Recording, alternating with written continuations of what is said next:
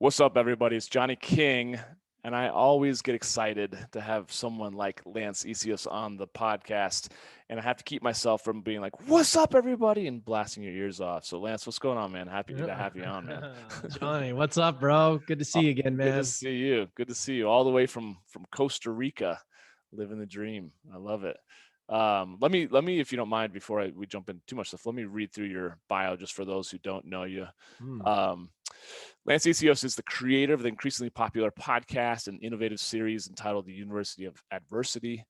Let me just slow down and say that. University of Adversity. In case it's a tongue twister. It's a tongue twister that delivers inspiring stories of people who have overcome incredible adversity and gone forward to achieve limitless success. And so the focus of his podcast, which I've been on, I've had the honor of being on, is really to go from living in the backseat of your life as a victim into the driver's seat of empowerment.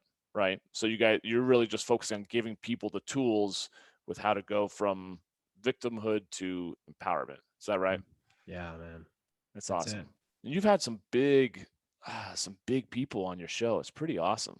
New York Times bestselling authors, athletes, celebrities, so many people. Yeah. Yeah, bro. It's been a fun ride. It's been great. It's so cool. Yeah, and I definitely encourage everybody to go check out our episode when you were on, because it was fire also. I appreciate that. Who I wouldn't say who is your most favorite guest, but who are some of the ones that kind of stick out to you or that are memorable? Yeah, it's funny because when I get asked this, I say different ones sometimes depending on who popped up in my head, because we have done 300, but the ones that obviously getting someone like Grant Cardone and Jack Canfield were huge for me. Like Jack Canfield was pretty amazing to get. Because being able to grow up and learn about reading The Secret and all that, and to be able to have him on, and just to see what a humble guy he is too. Like he's just such a rad dude. Like you sometimes when you see these people in the spotlight, they're different when you talk to them. You're like, whoa, you're a bit of a prick. Yeah. Like, there's people that have they have images of themselves, and then you talk to them, they're not like that. Yeah. Jack Canfield is just such a great dude. He's exactly what you would think. Cool. So yeah, man, there's a couple of those. There's also been some athletes that have been amazing too, like Ronnie Turioff, who won an NBA championship with LeBron James in 2012. He was awesome. There's been so many different personalities, man. It's been just a wild ride. That's got to be fun though, too. Just the variety that you get to. I mean, obviously the conversation being around overcoming the shit in life, but pretty cool to come across so many different personalities. Yeah, it's cool because what I realized when I first started the show, I thought it just had to be like somebody did something crazy and then all of a sudden they're coming back. And the comeback story is great, but what I've realized is that there's a lot of different areas that adversity shows up. And there's a lot of experts on different things that provide tools for people. So it's a matter of at the end of the day, everybody's got adversity. It's about finding that angle, and every single person has a different angle about a different thing. Totally. So it's about the level that they're willing to share and the stuff you're able to pull out. So it's really powerful stuff, man. And I've grown a lot just from having these conversations with people. It's been like therapy for me. And, especially after all the crazy shit I've gone through, and it's been a blessing, man. It's been a blessing. What really provoked you in starting the podcast? Yeah, it's a pretty wild ride of a story. I would say what really ignited the podcast was, I lost my younger brother to suicide and my dad to cancer within a year. So, that was kind of at the end of a lot of years of alcohol addiction, a lot of emotional trauma from a stepmother. She just caused our lives a lot of pain. There's just a lot of unresolved pain and trauma that led up to this point of my life. And that was kind of all right, after losing them, I felt this empowerment to create a podcast around people's stories, man, sharing stories. And that's at the time, listening to podcasts, doing, learning, getting inspired. That's that's what I needed. Yeah. Like so I was like, what did I listen to? I've been listening to podcasts for so many years now. And I didn't have any real format or reason. I was like, I just want to share inspiring stories. Mm-hmm. And because I wanted to start showing the world like who I was and make impact where I could, because pouring drinks for a living, although I loved connecting with people and partying for a living, it had a shelf life, and it beat the shit out of my body for a long time. And I was like, Mm-hmm. okay, it's time to make a decision and make some impact in a different way. So Mm-hmm. that's how it started. And I started at the end of 2019 or end of 2018 in December. Podcasting wasn't that big back then. Mm-hmm. And everybody, there was just like, it was easy to get guests. It was easy to get like, I wouldn't say, well, it wasn't easy, but like, there wasn't a lot of like, It wasn't as much yeah. competition from, right? And if Yeah. you had a good show and you had a good message, people were doing, it's still people right now is still a very beginning part of podcasting, in my opinion. Like there's so much room for growth. But when I started, it was just, when you start, the main reason of why I'm saying this is like, when you start something that's aligned with your path, I feel like the universe kind of rewards you with more of it. And it just felt like, oh shit, okay, this is working. I'm getting these people and I'm not having to do a lot of work to get them, and it's just flowing. And that was kind of how it happened. And Mm-hmm. before you know it, I'm like, people are sending me people were referring me people. I'm like, well, okay. I like this. This feels Mm-hmm. good. So I Mm-hmm. just kept doing it, man. I wonder too if, correct me if I'm wrong, I would feel like that, having maybe gone through what you went through, which was kind of one of my questions, that I was going to ask you a little bit later, but you just got into it. It's like losing your bro. That's got to be, I mean, especially to suicide. I don't know. I can't even imagine what you went through. Losing your dad as well. I lost my mom, but to go through that and then feel lonely, to feel Mm. alone, was the podcast very therapeutic for you? Dude, it still is like my therapy, man. Yeah. Like it is the hidden gem, being able to have these conversations. Mm, This is what it's all about, man. mm, And I had no idea when I was going into this, but you start to do these things. Like, for a while I was doing like, even this week, I have 6 interviews this week. jeez. So they are, although they are mentally draining, but they also fill you up. Yeah. So you start to have these high level conversations intentionally over time with these high level people. You start to raise your own level of vibration to meet that, and you become that because you're doing it all the time. And it's not like you're like trying to be like this, but you're just having these high level conversations. Before you know it, you start to transform, and having people be vulnerable and share their truth and their story gives other people permission. And that's really where the change happens. And for me, hearing that and then me sharing, each time I share my story, like on a show like this, it helps me heal a little bit more. And it allows others that are listening to be like, oh shit, Yeah. Yeah. it gives, he's gone through that or she's gone through that. And they're just like me, they can Mm-hmm. relate to you. And I think 100%. that's where the power of it is. And it was it was a very crazy situation, man, because when my brother passed away, my dad was actually visiting me in Australia, and I hadn't seen my dad in like 3 years. And what happened was, I was at work, I got the news from my older brother, and I had to come home and tell my dad the news. He had no idea. So that was really, really challenging. And within once my dad had that news, within a year he got cancer and died. Like, that was the thing that just killed him, right? And I'm going deep with that because that's the level of like craziness that I went through with it. And I was just, there was just that so much emotion that was created there, that I just ended up figuring out a way to channel it into something positive. Mm, And yeah, and it's been medicine for me ever since, man, that's to be pretty able to awesome. heal through that stuff.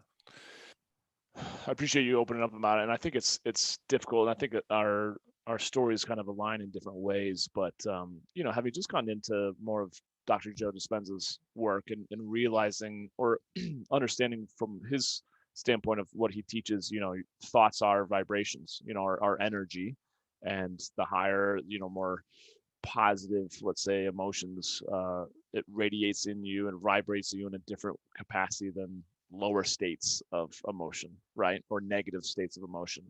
Um, and I kind of grew up that way, actually, kind of learning that, like, not so much mind over matter as it was like, you know, a lot of times the things that show up in this human experience are the result of your consciousness, your thought, you know. So with your dad, as it kind of maybe seemed like with my mom as well, when you have all this repressed stuff, I can, again, it's just my story made up. I don't know if it's true or not, but a lot of stuff that my mom was dealing with, her relationship with my father, who was at the time closet homosexual, I think it kind of ate away at her.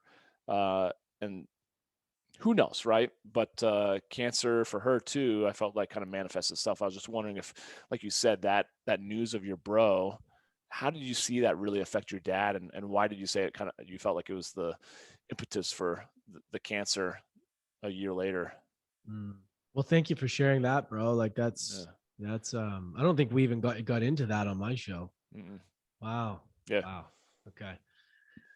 Wow. So yeah, it was so we'd lost what? My grandma, my grandpa, two uncles, my dad's best friend prior to that within 5 years. So it was Jeez. already feeling like, so my dad already lost his family, Mm-hmm. a big chunk of he's very close with. And the funny thing is like he was on a really good path at the point when he came to visit me in Australia. Like he had Mm-hmm. lost a bunch of weight. He had this trainer. I was like, Dad, I've never seen you so fit. Like, what the hell are you doing? He was like, really looked really good. Yeah. He drove me crazy. We stayed with him in my little studio apartment on Bondi Beach for 6 weeks, which was interesting, Yeah. but it was great Tight because quarters. I got to hang out with him and really connect with him for the first time in a while. I'm so grateful for that, Mm-hmm. you know, because we did get almost 6 weeks together before we got the news. So when I literally, dude, when I told him that, like I saw this thing shift in him. I just saw this, like, it was something I'll never forget. And it was really, really sad. And to see him, that was kind of like I think he felt like he failed so badly. Like I could just feel it. And he was trying so hard to rekindle his relationship with him because we had a crazy stepmother. So he's a product of a step marriage, another marriage, and it Mm-hmm. was very toxic. And that's a whole other story for many years. Mm-hmm. And she made our lives like hell, right? All the time. She wouldn't allow my dad to see him. So there was already this strain in my dad's stress for like 20 years, man. 20, like just the stepmom from hell, just Mm-hmm. making life hell for everybody, literally. Um, and there was already this strain within them. So he was really trying his best to, like, how am I going to see him? Like, what am I going to do? How am I, trying hard to rekindle that. And that was just kind of like, I think it tore him apart. Yeah. And, we, went back together, had to deal with all the funeral stuff. This was the beginning of 2016. And after that, within a year, I think he just stopped giving a shit about a lot of things. I could see his attitude was just shifting. And yeah, man. And then, he started to get these like pains in the late spring. I remember talking about it, and the doctors didn't know what the hell it was. Went to a naturopath, I went to a functional medicine doctor, went to a GP. Nobody knew. They told him to stop worrying. And it was just getting worse. But nothing that was like, it was just pains that were like just normal pains. Mm-hmm. And there was nothing. There was no like red flags or anything. And then it wasn't until I think it was July, man, where I got the call where they're like, my brother's like, look, Dad, we're in the hospital, because he was in so much pain within like that week. Mm. He's got 48 hours. Like I got that call, and I was like, Wow. 48 hours? What? I was just like, so immediately, as soon as I heard, yeah, they're like, he's got pancreatic cancer. It's like stage 4. He's got like no time left.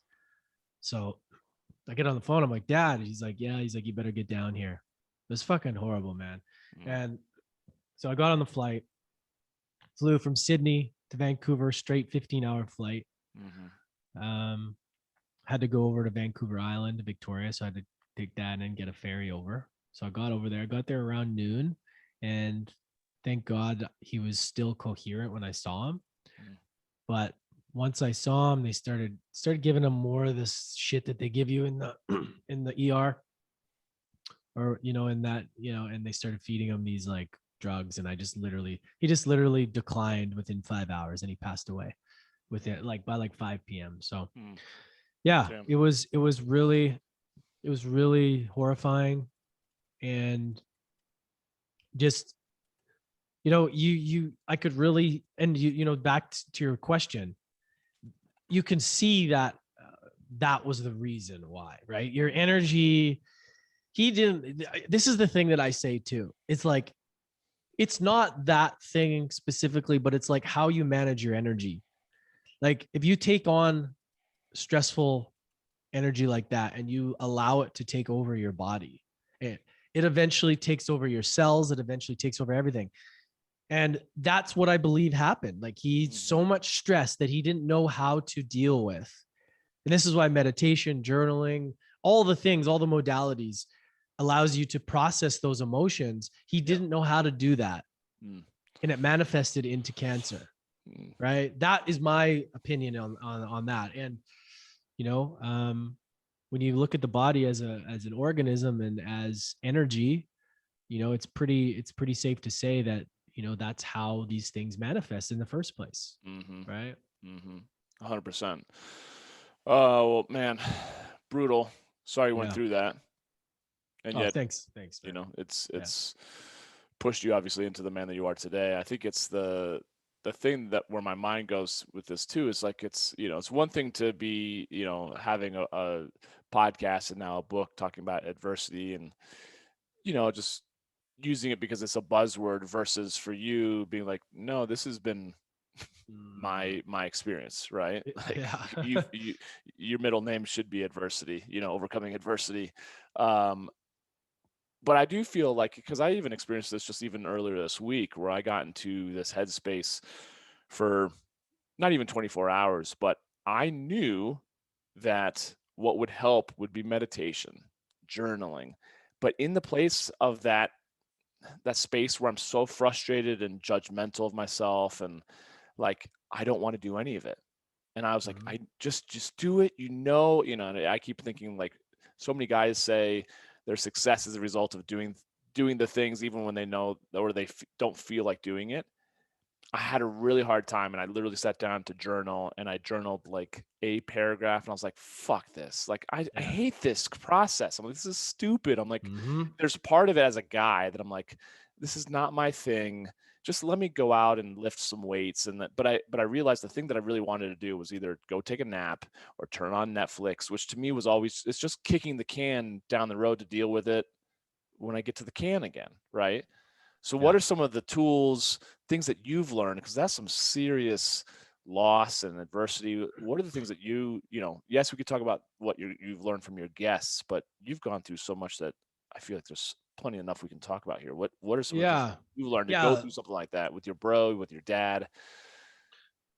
Yeah, it's a great question. And it's funny because sometimes I have to sit and think about, what did I actually do in order to get through this stuff? Right. Because to break it down, and this is what I'm doing with the book too, and thinking about it, because, sometimes when we do it to kind of reverse engineer it, it's almost challenging because we get so used to our ways of doing it. You're like, okay, well, what did I actually do? Yeah. So, it goes back many years, man, dealing with a lot of different shit. And,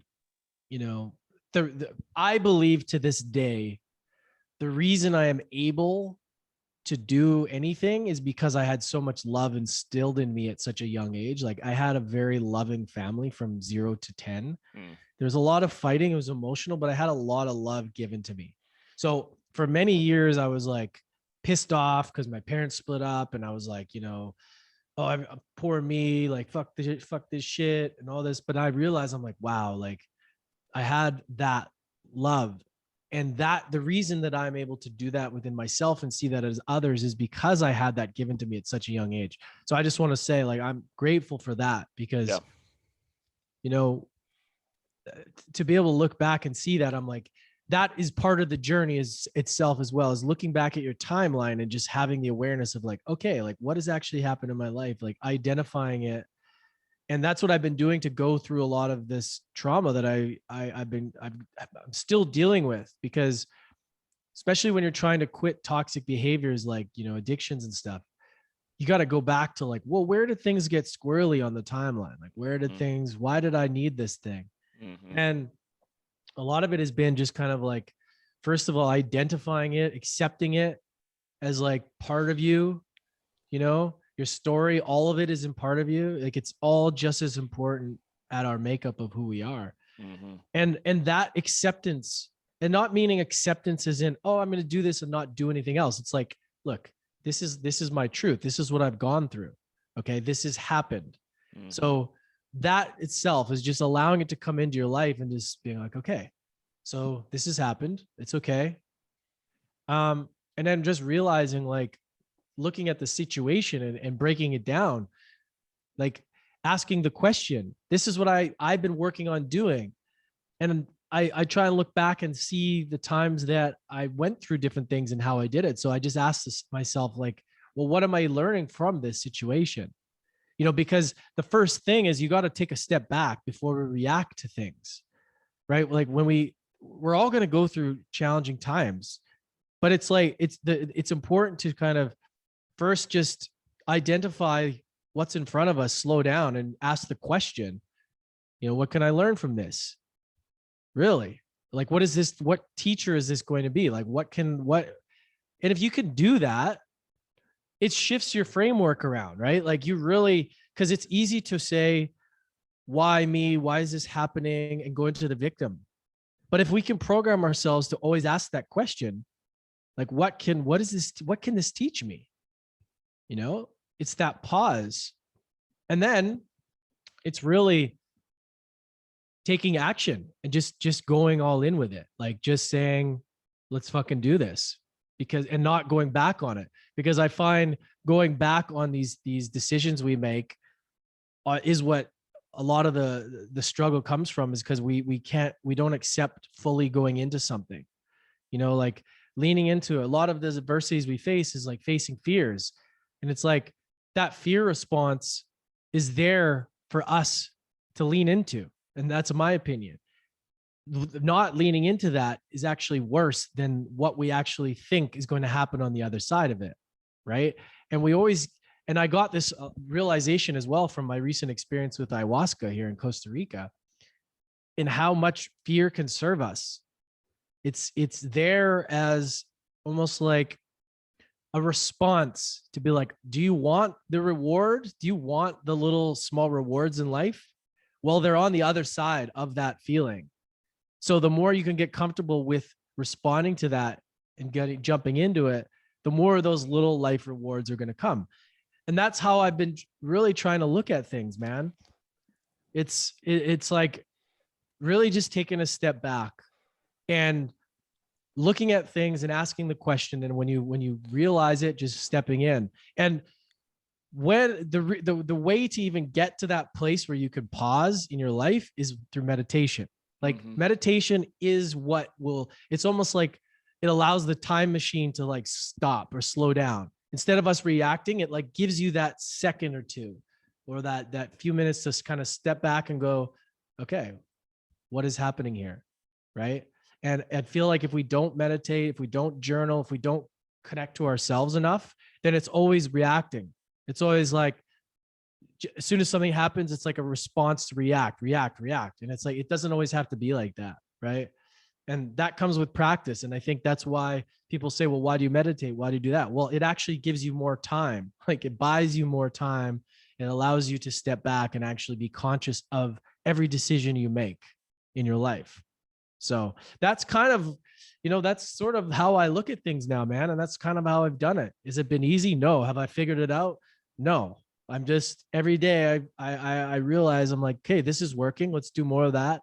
You're being a victim today. Like you're complaining about shit. Like what? And it goes back to gratitude. Like, what am I grateful for?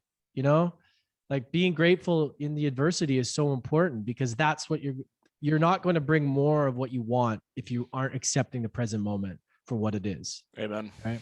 Yeah. Yep. So Yep. Well, that's such gold there. Let me see if I heard you correctly, because I was kind of like writing this down, because I think it's so important. If someone can walk away from this episode, be like, okay, this is the actual process, or a process of working through adversity, right? Because there's just no way of avoiding it the longer we're on this planet. yeah. If you haven't gone through much adversity yet, just wait. You will, right? But you said first and foremost, just taking a step back and kind of slowing things down to separate your story from reality. I'm putting different words into what you're saying, right? To really look at what's fact versus how are you potentially catastrophizing it, making it Yeah. worse than it is, right? And then 2 would be maybe beginning to ask healthier questions, right? What can you learn from this, right? I have a question that I'll come back to. And then 3 would be to take action, to be fully committed, right? Fully lean into that, even if there's discomfort, fear, pain, trauma, whatever that is, right? And then you said in the process and keeping that going and staying balanced is your meditation, your journaling, which I think allows you to kind of pause and take stock on what's going on, to see, like, are you actually going through this process, healing and integrating intentionally, or are you just like still just living your life in reaction to someone touching your wound and you being triggered and freaking out? Is that accurate? Yeah. Yeah, Okay. man, absolutely. But yeah, there's also one part to that too. In the beginning, it's like, what I've realized is that in order for us to create new stories, we need to accept the old story. We need to just not allow that story to be in the driver's seat, but acknowledge it as being, part of the ride, right? Part of the kingdom. You have different thrones, and you have these different archetypes in our psychology, right? Yeah. These different personalities, call it whatever you want, but a lot of them have to do with stories of the past. And it's okay, but the only way we can move forward and create new ones is to accept the old ones as is. And doesn't mean you have to like, constantly be reliving it over and over again, but like, it's the acceptance and really it's the shadow work, right? It's the dark side of our life that we have to learn to accept first. So this is kind of like the framework for moving forward for anybody. It's like, get out a journal and just kind of go through and ask yourself these questions, like, what story am I telling myself? Like, what story is holding me back? Because if we can get conscious of the stories we're telling ourselves, then everything in the present moment gets easier, right? Because a lot of times moving forward, it's a story from the past that's clogging our lens. And you talk about Joe Dispenza, says the same thing. It's like, you have to create these new stories in our lives, but it's harder for people to do that when they're still living the old ones. And there's still this like weird energy tied towards it. And I feel like acknowledging that and allowing it to sit at the table is instead of pushing it away, is going to allow for more growth. So yeah, like that's what I feel is like a key process for people. I invite them to try out is, to really go deep with it and, see what happens. Acceptance, I think of it as surrender. Yeah. It's just like surrender isn't giving up. It literally is just acceptance of like, okay, I'm no longer in resistance to whatever the story is, right? And a lot of the work that I've done too is actually going back to like, second grade. I was held back in second grade. That's a fact. I was held back, but that the story I made up about it, that I wasn't intelligent, that I wasn't smart enough to go forward, and thus I've never been intelligent enough, in this whole process of trying to prove my intelligence to myself. It's just been such a waste of energy. But it started when I was in second grade, right? So to your point, it's like, that's the surrendering to, and being able to decipher between fact and story, right? That I think is so powerful, right? But then you also said a few minutes ago about, programming ourselves to ask the questions, right? Yeah. But how is that actually done, right? Because it's like programming yourself to eat well or to go to the gym. And a lot of people are like, I know that I should be doing this, but how do I turn it into an actual habit? Yeah. I mean, it's not easy. Right. I wish it was easy, right? But these are the things that we need to be mindful of. We have a choice with every single situation with our perspective. Mm-hmm. Like that's as, I mean, you can't make anybody do it, right? Yeah. There's not a magic pill, but it's like with what I'm looking at right now, what choice can I make? What question can I ask? You know, even we talked about Tony Robbins on our episode. It's like, Mm-hmm. what does he say? The quality of your life comes from the quality of the questions you ask, Mm-hmm. right? I mean, in this instance, it's like, what question am I going to ask? Is it empowering, or is it going to reaffirm me being a victim? Yeah. And this is not an easy task, but the people that have figured out, I believe people who have found happiness in their life and whatever success looks like have gotten better at asking the question and being empowered in the present moment. Mm. Right. And again, everybody listening out there, this is it. This is the journey. This is where you learn, but you have to be conscious of it. First of all, that each decision in front of us, there's a choice. There's a question to be asked. Like, how am I going to react to this? How, like, what is this here? Is this, what lesson can come out of this? And it's the hardest thing to do when shit is going bad. Sideways. Yeah. It's really hard. But the more conscious you get, the more you become just conscious of it and slow down. You may still make a bad decision, or you may make a decision that puts you down the wrong hole or whatever you go down, like we all do. But it's just, and don't beat yourself up, right? Like we make a decision that may put us down into the victim road. Well, don't be a victim. I mean, just accept it and go, okay, let's the worst thing you can do is make a decision to beat yourself up on it and sit there like that for a while. You know, it's important to acknowledge it, sit with it, and to move on, right?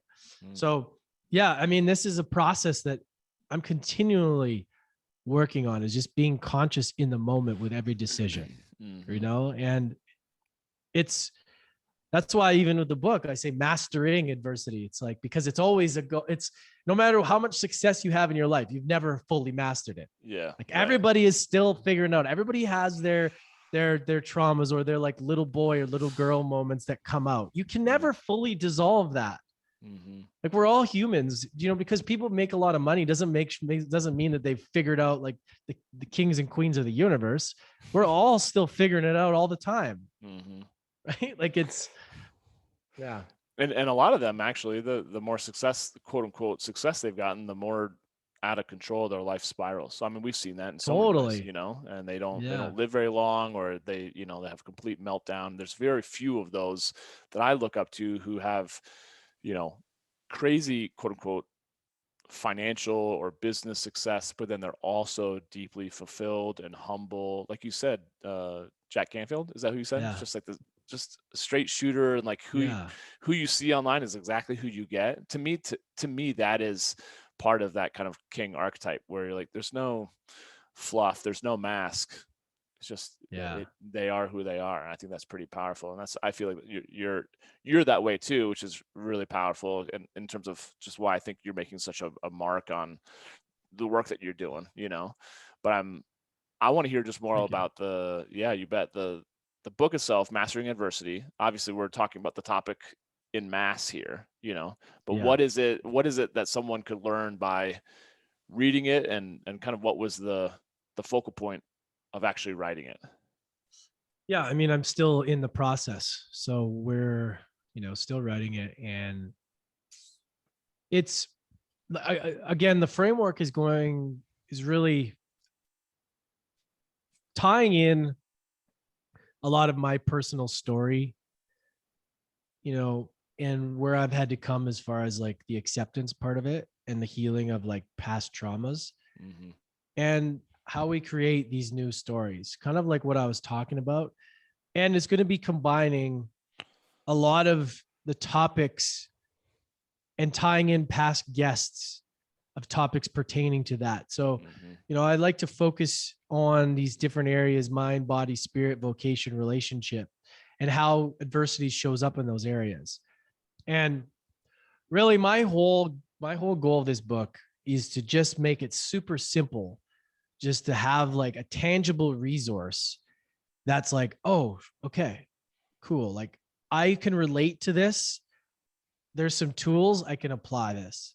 Like I don't, it's not going to get, really complex, and it's just going to be a really relatable tool. Yeah.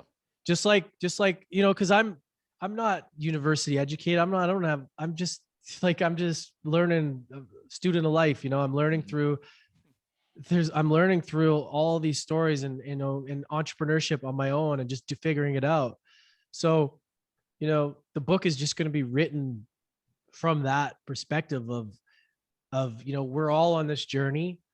You may have gone through this, you may have not, you may relate to this, you may not, this person, whatever it may be.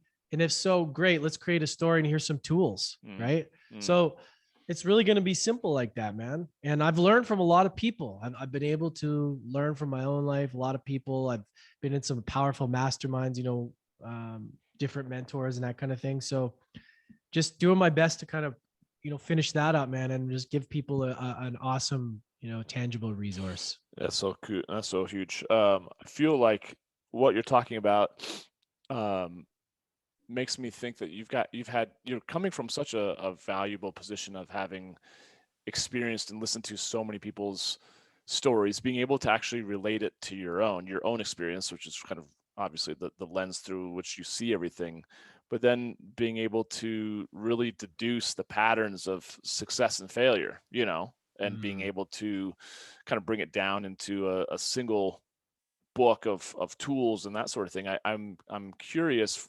with having seen all those patterns, you talk about the mind, body, vocation, relationships, and spirit. Do a lot of people's adversity and challenges show up more in one area of those five than others, or is it just across the board? Like, Mm. what have you noticed has been some of the patterns of where people are really struggling in life right now? It's a great question. That's a fantastic question, brother. It's been all over the map. Yeah. It's like, it's funny because some people have one thing figured out, and then you don't know what else is going on in their life. I i think right now I would probably say that this last year really brought to light and forced people to really dig deep with their mindset, man, Mm. and really figure out, because there was so much disconnection from people, and some people Mm-hmm. worse than others. There's That's why I'm so passionate about mental health and all this stuff. Is our mindset is everything. Right. I really think like mindset is really the catalyst for all of those things, for all of those categories. And now that I'm talking about it, I'm like having more realization for that. So thank you. Yeah. It's like that is really the main thing, is that how do we look at these situations? Everything has been changed. People can't go to work. People can't go out to eat. All their programming has been fucking thrown into chaos. And it all comes down to like, well, how are we going to react? Yeah. Like our mindset. Yeah. And I really think a lot of people this year, especially, have had to come back to themselves and realize like what really matters. Mm. What really matters? How are my relationships? How, like, it's the quality of these relationships I find too, especially through everything being online this year. It's like really cultivating those meaningful relationships as well, the best you can, because that's kind of what fills our cup. Mm. And that's why I'm blessed to have these conversations with you, brother, over the last years, because this has kept my cup so full, even in Mm. a crazy world. Amen. But yeah, it's the mindset, man. It really is. If people can get their minds right, people can, really come back to themselves and understand like what story they're telling themselves, Mm-hmm. and start to create these new stories in their life, the new narrative ahead, then their perspective changes. Mm. So The mind, if I'm hearing you correctly, it sounds like you're just saying that the mindset is the the motherboard. It's the thing that obviously controls how you show up with your body, with your relationships, with your vocation. But then it's interesting, and you're talking about ayahuasca a little bit, and I've just dabbled a little bit over this past year in some, plant-based medicines. It becomes a very spiritual process when you let go of your brain, the way your brain, you know, takes in this three-dimensional human experience. When you kind of get beyond your body, I think even before the mind is the spirit, or they're just so intertwined. Yeah. Yeah. To where it's like, to me, it's like, how could this be? I've seen such beautiful things. I've had such heartache over the last year just through my own working through my process. It's like, how could any of this be possible without some sort of spirit or higher consciousness, or that sort of thing? So I feel like that still works in hand in hand with where your mindset, yes, but then where is your consciousness coming from? Where are your thoughts coming from? Is there an individual source, or are we all kind of individual brains and consciousnesses all across the planet? Like, I don't know, it gets me thinking some of those bigger questions, because it's so powerful, I think, to think about those things before you start getting into your relationship, your vocation, Totally. your physical I health. totally agree. That was a big realization on my third night was, universal intelligence. Like, we are part of a universal intelligence, and we create from life force energy. Like, I could literally see it. I remember seeing this, like, this magical, like almost like stars, like just like we're part of this intelligence. And everything that we create, if we can create from our life source, our life force energy, the message that I got, take it or leave it if you guys like psychedelics or not, this shit's wild. But it was like, if you can create from that place of your life force energy, and you can hone that daily, you cannot fail. You cannot fail if you're creating from that place. And that's the key, is creating from that place every day. And that's intentional. That's like, your intentional mornings and whatever you do, but that was such a realization for me, because it was basically like, get out of your own way. Like, you got this. And sometimes us humans, like we're all just, we get in our own way. It's like, we have all the things, but we complicate it. We're so smart, yet we're so complicated and stupid in certain ways. Right. And it's like, that was what I gathered, man. And that's my feeling, is like, we're connected to a universal intelligence. There's no doubt in my mind, and felt it. And if we can create from that place, then, you'll create success. I really believe that. I completely agree too, because I do feel like, and this has got my mind starting to really turn. It's like, I think where we go so wrong with even saying like, it's all about the mindset, then it becomes for me like, well, then I've got to get the best mindset. It becomes such an ego trip, right? Oh, I've got a better mindset, or the Mamba, Kobe mindset, the Michael Jordan mindset. That personalizes and makes your thought out to be such a something that you have ownership over and control over, which you can look at it one way and be like, well, yeah, you're in control of that. Yes. But yeah, I still feel like if you actually do buy into a larger intelligence, right? And this is why I love the idea that we are all like just made in the image and likeness of this divine intelligence, and there's nothing but unconditional love. There's nothing else that you can do to fuck that up, because unconditional love is unconditional. There are no conditions in which you can fuck up your life, and even if it's not in this lifetime, it's going to be in the next lifetime that you're going to be able to make amends or learn from it, right? It really is just a journey of learning and experiencing and moving forward. And I feel like if you really do come from that place of like acceptance, that it's not really your mind, but it is mind, capital M mind. Yeah. Then you're right. It's not even you who's doing it. All you're doing is, it's just all the limiting beliefs that are on like this pane the of stories. glass. It's the stories, right? It's like the stories that stop us. It's like, and how good can we, and that's what, that's why trauma is like, it's like an emotional response to a moment that like causes a kink in like allowing the whole feeling to go through, and the acceptance of, but as soon as you can get rid of that, it becomes wisdom. As Joe Dispenza said, just becomes a memory of wisdom. Once that feeling and that emotion can run through that kink. And that's what happens. It's like those kinks in our timeline of our stories is what cause us to bring into the present moment. And if we can somehow figure out how to like unlearn those stories, and every day is a clean slate, which is not easy, right? But if we can figure that out, And this is why Joe Dispenza's work is so powerful. And so why I Mm-hmm. could resonate with it so much. It's like, Mm-hmm. that's how we create, is having that fresh, from where do we want to be? Like, you know, you have to live in that moment now, because this is the present moment of the story you're creating, or you're living someone else's story. That's not even true. It's not Right. happen. It's over. Right. This is a complicated thing that, you know, obviously gets people confused sometimes, but it really is just the acceptance and not allowing that story to run the movie. Mm-hmm. Essentially, right? Your Mm-hmm. movie life is a movie. It's a fucking simulation. Yeah. Which DVD are you putting in today? Yeah. You Yeah. know, like, Yeah.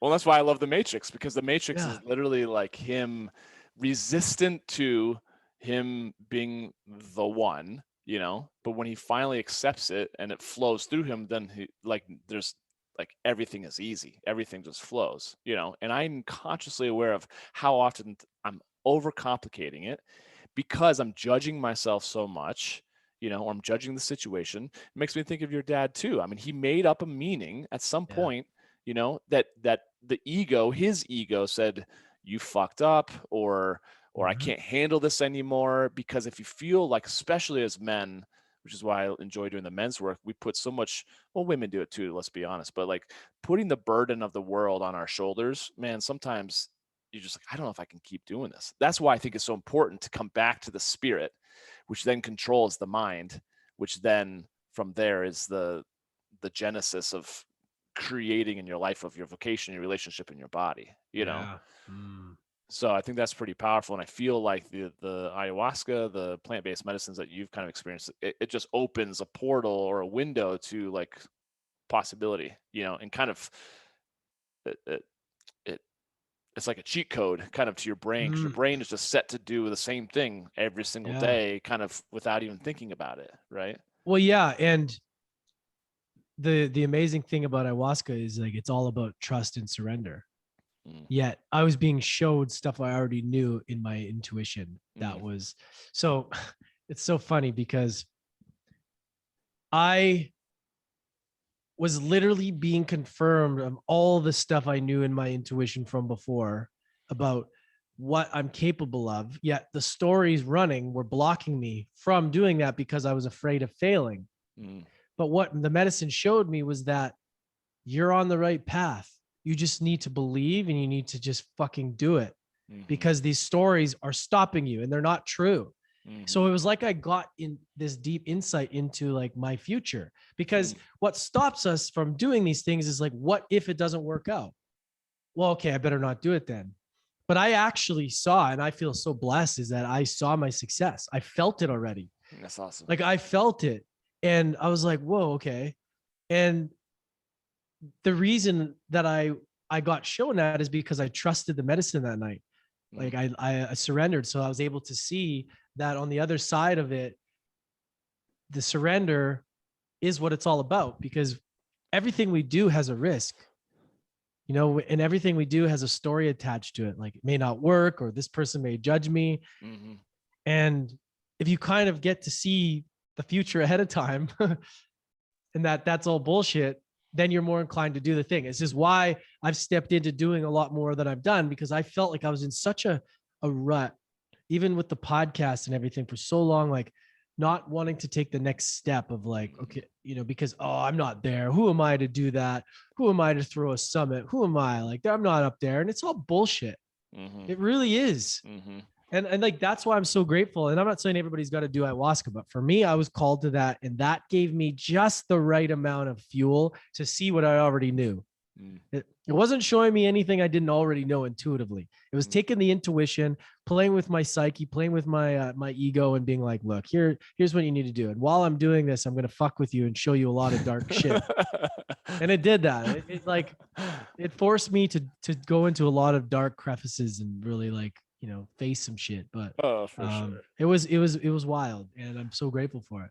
Yeah, I think that's it. Is like we're so scared of losing control. That is, I feel like the world's greatest addiction is control, myself Yes. included. Myself Yes. included. And I was always raised in Christian Science to focus on like your conscious, your thought is the only thing that you really have control over. So you never want to give that away through alcohol or drugs or even, prescription drug, like over the counter drugs, like nothing. Stay in control of your mind. But then for me, I realized it became such this like thing of ego. I have to keep in control of my mind. And so actually starting to do a little bit of the mushrooms here and there, it's just the process. Even if we're talking about marijuana, it's like, man, it was so scary. It was like, it literally was like the Matrix. It was so scary to let go of my mind and to just surrender and trust. And then though, on the other side of that, there was so much freedom and so much insight. It doesn't mean that I do drugs all the time. I don't need that, but here and there, it's like, it's as a tool, it's so powerful versus what you experienced with alcohol and drugs. Like that's when, you're coping, you're just avoiding, you're numbing, Totally. and avoiding that pain that could actually be a huge teacher. Right. Yeah. So I love that you're kind of talking about that, because I think that's the powerful part. It can be used as such a great tool, which is now what you've turned into a podcast, a book.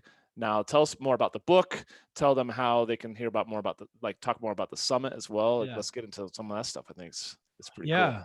So depending on when this airs, when will this air, just so that for the dates wise? About an hour from now. No, I'm kidding. Oh, no, honestly, maybe just within the next week or two. Perfect. Yeah. Okay. Because sometimes people weeks out, so there's no point in saying. So it's May 21st, cool. 23rd. We have a couple really big headliner speakers. We got Dan Fleischman, which is, very well known in social media. He's probably the number one event guy online. Like he throws the biggest events. He's just all about value. The guy's amazing, man. Like, if you guys don't know who he is, check him out on social media. We also have landed Ronnie Turioff. He's a past guest as well. He's going to be coming on, NBA champion. And we also have two really powerful headliners.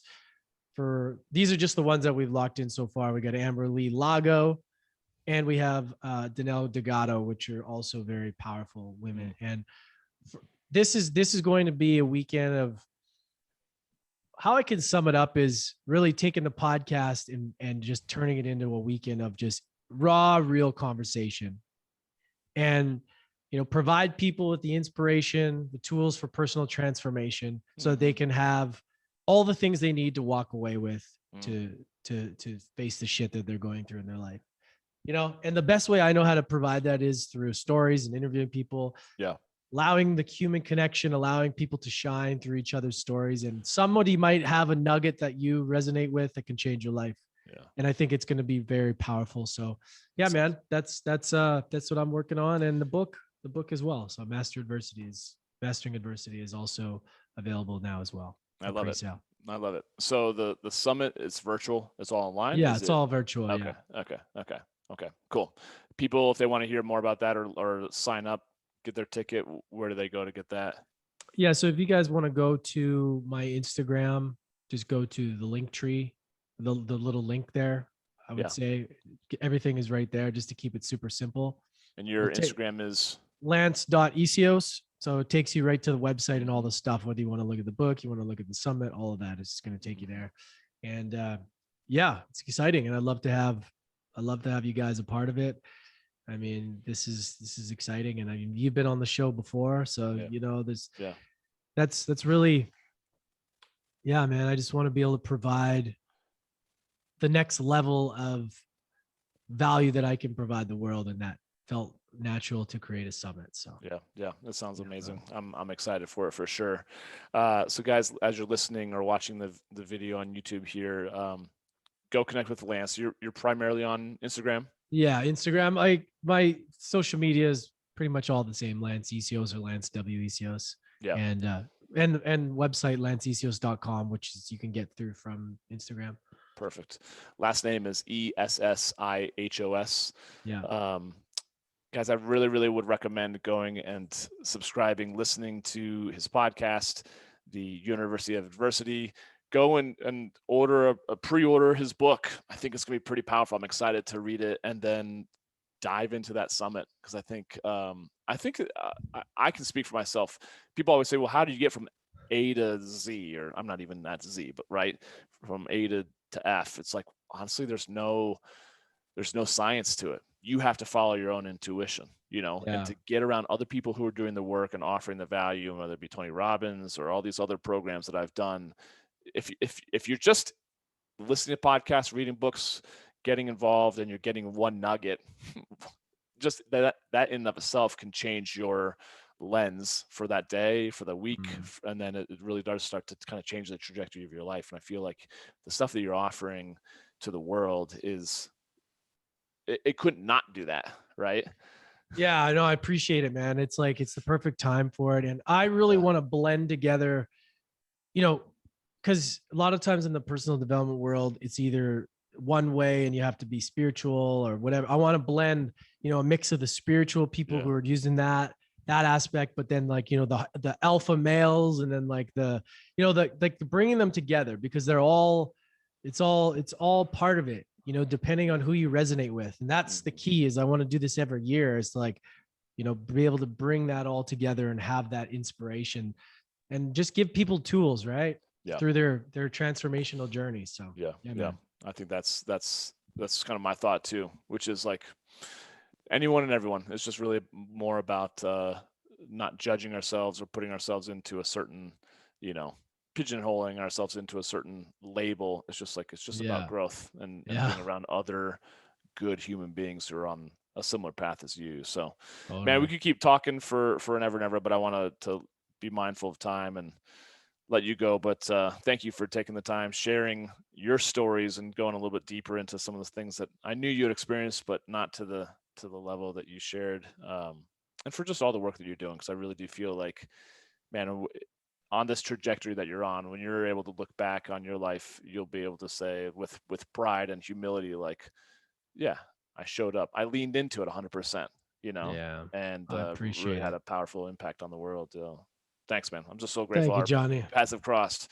Me too, brother. I really, really appreciate you, man. This is Yeah. this is so great to have this conversation, and this is why I love podcasting, is that you get to have these the double conversation. Somebody comes on your show, and then you go on theirs, and Yeah. it's great, man. Yeah. And it's really therapeutic for me. So it's always a pleasure connecting with you, man. I love the Yeah. work you're doing as well. So thank you, bro. Yeah, absolutely. And I've told you this before, but I know you've got other friends here in Denver, but when you come up through Denver, Oh, hit me up and absolutely, bro. we'll 100%. have fun for sure. And vice versa when I come down to Costa Rica. How long are you plan on staying down there? Who The knows? plan is probably go home for summer and Yeah. then come move here in September. That's what I'm Okay. thinking. Cool. So Cool. yeah, Yeah. brother. Yeah. We'll definitely be in touch about that. So Cool, anyways, brother. guys, thanks so much for checking out this podcast episode with Lance Essihos. Check out his book, his website, his summit. And the podcast. There's so many good things that he's up to. So until we meet again, guys, thanks for listening. We'll check in with you soon. Take care.